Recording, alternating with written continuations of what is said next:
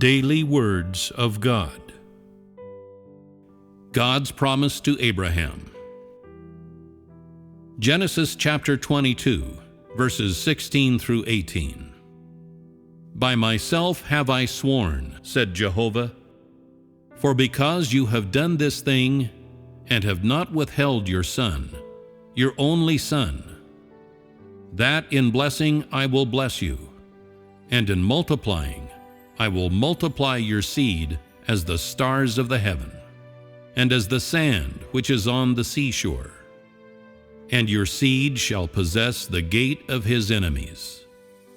And in your seed shall all the nations of the earth be blessed, because you have obeyed my voice.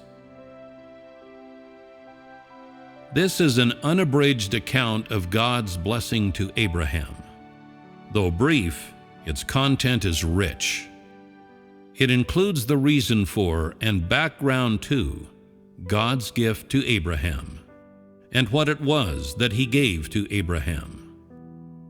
It is also imbued with the joy and excitement with which God uttered these words, as well as the urgency of his longing to gain those who are able to listen to his words. In this, we see God's cherishment of and tenderness toward those who obey his words and follow his commands. So too do we see the price he pays to gain people, and the care and thought he puts into gaining them. Moreover, the passage which contains the words, "By myself have I sworn," gives us a powerful sense of the bitterness and pain borne by God, and God alone, behind the scenes of this work of his management plan. It is a thought-provoking passage, and one that held a special significance for, and had a far-reaching impact upon those who came after. Man gains God's blessings because of his sincerity and obedience. Was the blessing given to Abraham by God that we read of here great? Just how great? There is one key sentence here. And in your seed shall all the nations of the earth be blessed, which shows that Abraham received blessings not given to any who came before or after. When, as asked by God, Abraham returned his only son, his beloved only son, to God, not only did God not allow Abraham to offer Isaac, but he also blessed him.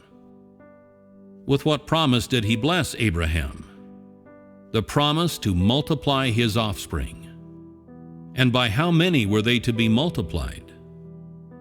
The Scriptures provide the following record: as the stars of the heaven, and as the sand which is on the seashore. And your seed shall possess the gate of his enemies.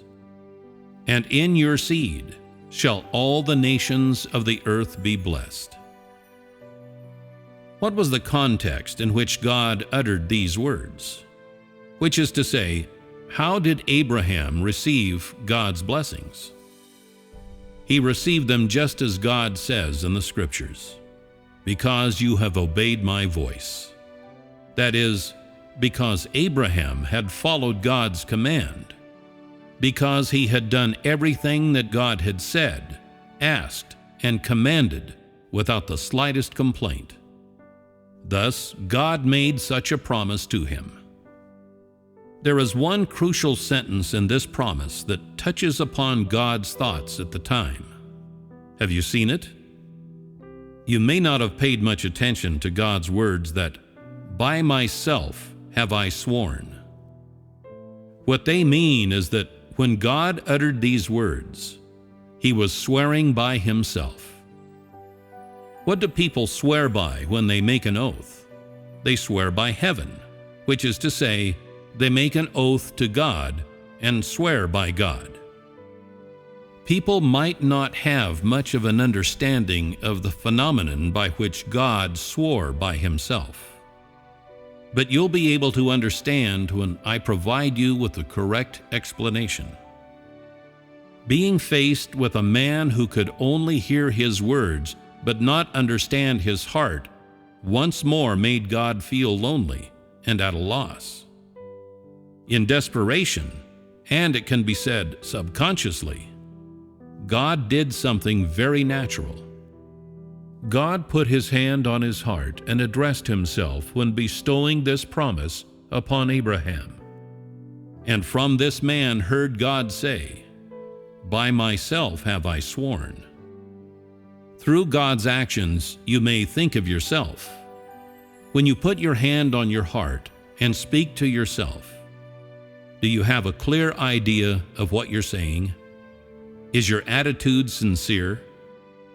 Do you speak candidly with your heart? Thus, we see here that when God spoke to Abraham, he was earnest and sincere. At the same time as speaking to and blessing Abraham, God was also speaking to himself. He was telling himself, "I will bless Abraham and make his progeny as numerous as the stars of heaven and as plentiful as the sand on the seashore, because he obeyed my words, and he is the one I choose." When God said, "By myself have I sworn," God resolved that in Abraham he would produce the chosen people of Israel, after which he would lead these people forward apace with his work. That is, God would make Abraham's descendants bear the work of God's management, and the work of God, and that expressed by God, would begin with Abraham, and would continue in Abraham's descendants, thus realizing God's wish to save man. What say you? Is this not a blessed thing? For man, there is no greater blessing than this. This, it can be said, is the most blessed thing. The blessing gained by Abraham was not the multiplication of his offspring, but God's achievement of his management, his commission, and his work in the descendants of Abraham. This means that the blessings gained by Abraham were not temporary, but continued on as God's management plan progressed. When God spoke, when God swore by himself, he had already made a resolution. Was the process of this resolution true? Was it real?